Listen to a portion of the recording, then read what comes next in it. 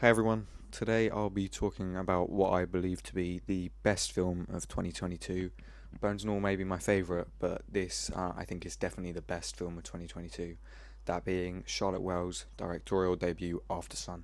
Aftersun is a film about Sophie, a woman in her late 20s who reflects on the shared joy and private melancholy of a holiday she took with her father 20 years earlier. Memories, real and imagined, fill the gaps between mini DV footage as she tries to reconcile the father she knew with the man she didn't. I don't even know where to start with this film. It's a deeply emotional and moving, semi biographical, I think, piece of art that studies depression, growing up, and much more, and I think everyone involved should receive massive amounts of praise. Every aspect of this film is just executed flawlessly. For Charlotte Wells to be able to direct a film this powerful as her directorial debut, I think is just incredible. It's rare that you ever see a film that will move you as much as this one will. So I've seen the film twice, and the first time I came out of the cinema and I didn't really get it. I could see and I could accept that it was great from a technical aspect, but there was something stopping me from getting to the stage where I'm at now, where I adore everything about this film. A couple of days later, I went back to the cinema to watch it for a second time, and something just hit me. I came out of the showing and I had a completely new view on the film. I think the reason that this film had such a profound impact on me the second time round is because when I first watched the film, most of the runtime I was waiting for something to happen.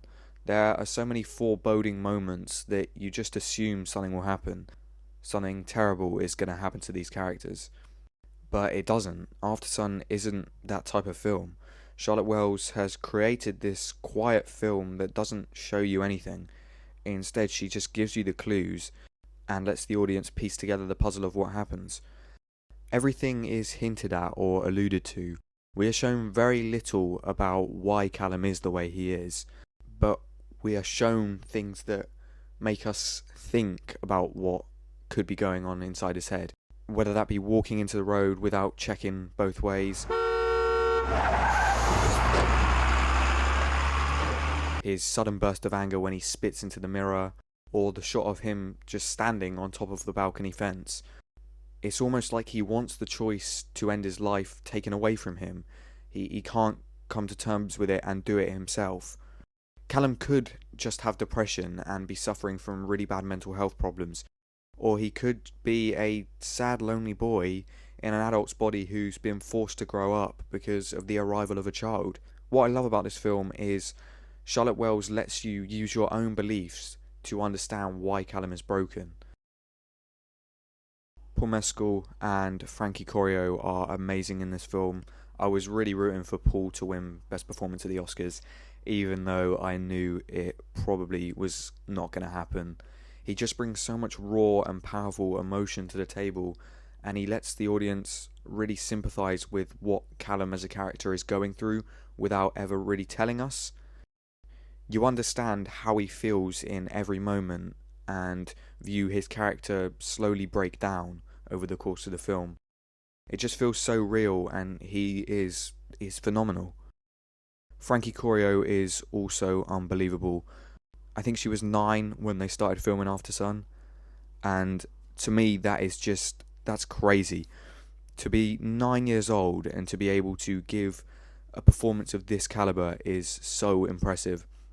For her to be able to portray such a convincing and mature child performance without being slightly annoying and fake, like many are nowadays in film, is such an accomplishment. Both of these stellar performances are also the way they are because of Charlotte Wells' purely exceptional directing ability.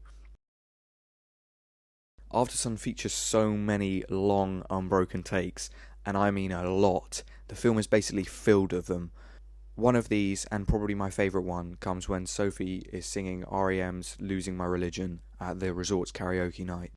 The shot lasts the whole length of the song, really testing the audience's ability to sympathise with Callum as a parent, as he just watches his young daughter sing alone, but it also displays Sophie's mental strength, even as a young girl. The film practically starts with a super long take of Sophie sleeping. The diegetic sound of her breathing is the only thing audible, and in the background you can see Callum practicing Tai Chi. Tai Chi is an internal Chinese martial art practiced for defense training, health benefits, and meditation, and it's also one of the visual clues signifying that Callum is trying to better his mental health and better his life.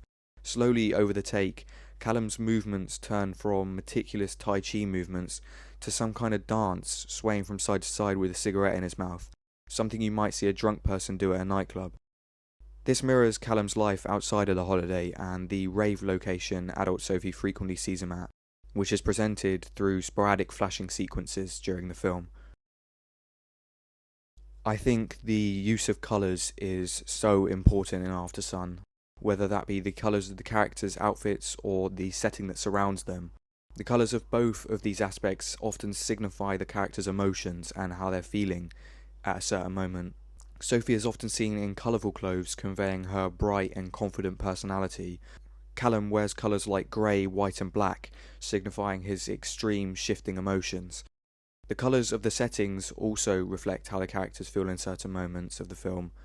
I think this is most visible in the scene where Callum walks into the sea after feeling he has let Sophie down. Not only is he drenched in all black clothes, but the surrounding setting is also incredibly dark. Callum walks out into the black abyss until it engulfs him. The shot lingers and the darkness lasts, signifying perfectly to the audience how Callum feels in that moment, so devoid of any happiness and overwhelmed by his despair.